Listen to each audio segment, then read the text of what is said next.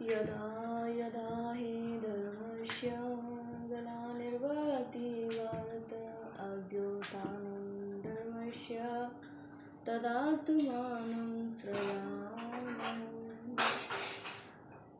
श्रीमद् भागवत गीता का आज का अध्याय है 5वां।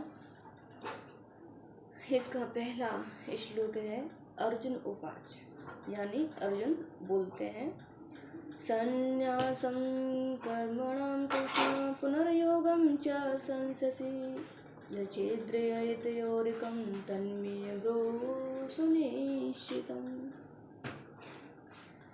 कृष्ण माने हे कृष्ण, कर्मणाम माने कर्मों का, कर्मणाम यानी षष्ठी व्यक्ति कर्म का, संन्यासम माने स्वरूप से त्याग करने की, च माने और, पुनः माने फिर, योगम माने कर्म योग की, संससी माने प्रशंसा करते हैं, इत्यो माने इन दोनों साधनों में, इत माने जो, एकम माने एक, सुनिश्चितम माने निश्चित रूप से, श्रेय माने कल्याणकारक, तत् माने उसको, मैं माने मेरे लिए, ब्रूहि माने कहिए।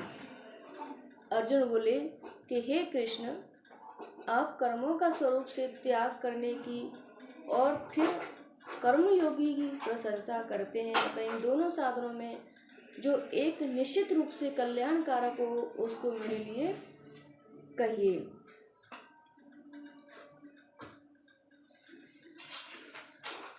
संन्यासम कर्मणाम, कृष्ण कौटुंबिक स्नेह के कारण अर्जुन के मन में युद्ध न करने का भाव पैदा हो गया था।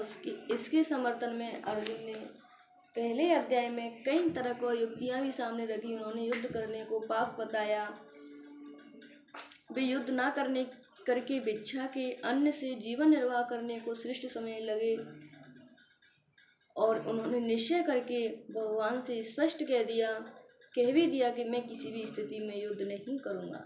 ये दूसरे अध्याय में कहा था।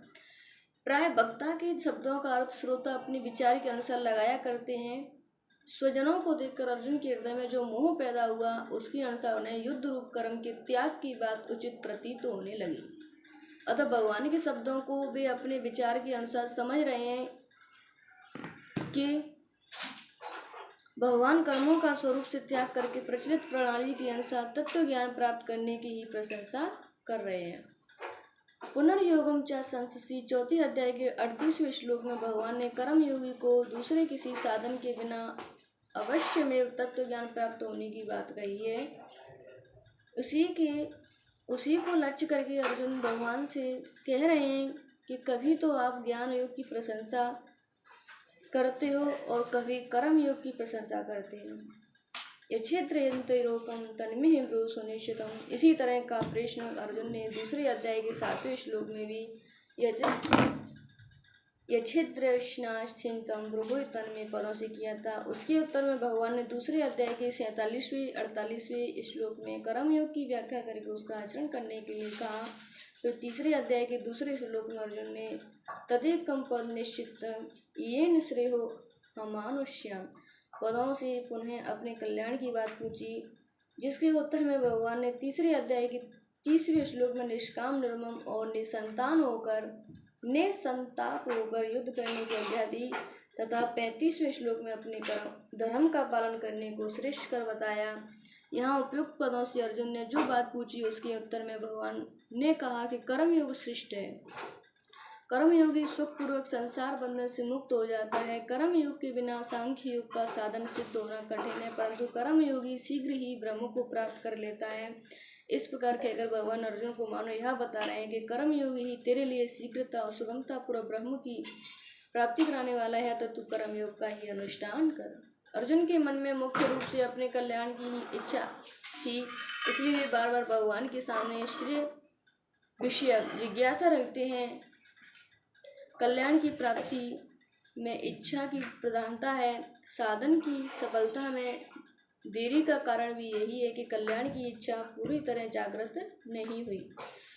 जिन साधकों में तीव्र वैराग्य नहीं है, वे भी कल्याण की इच्छा जागृत होने पर कर्मयोग का साधन सुगमता पूर्वक कर सकते हैं। अर्जुन के हृदय में भोगों से पूरा वैराग्य नहीं है, पर उनमें अपने कल्याण की इच्छा है, इसलिए वे कर्मयोग के अधिकारी हैं। पहले अध्याय के 32वें तथा दूसरे अध्याय के 8वें श्लोक को देखने से पता लगता है कि अर्जुन मृत्यलोक के राज्य की तो बात ही क्या है, त्रिलोकी का राज्य भी नहीं चाहते, परंतु वास्तव में अर्जुन राज्य तथा भोगों को सर्वथा नहीं चाहते हो, ऐसी बात भी नहीं है। वे कहते हैं कि युद्ध में कुटुंबी जनों को मारकर राज्य तथा विजय नहीं चाहता। इसका तात्पर्य है कि यदि कुटुंबी जनों को मारे बिना राज्य मिल जाए तो मैं उसे लेने को तैयार हूँ।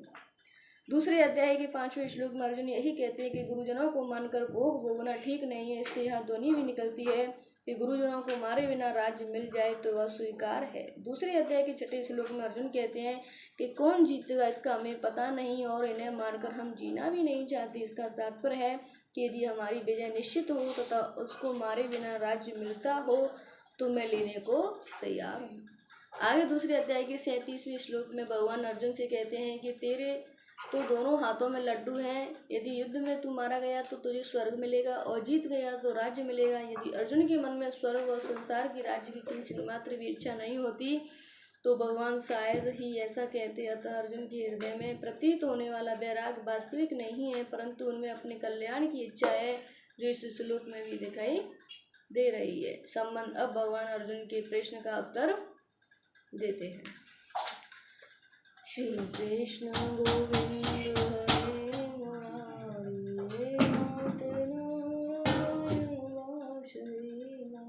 श्री कृष्ण गोविंद हरे मुरारी नाथ नारायण वासुदेवा।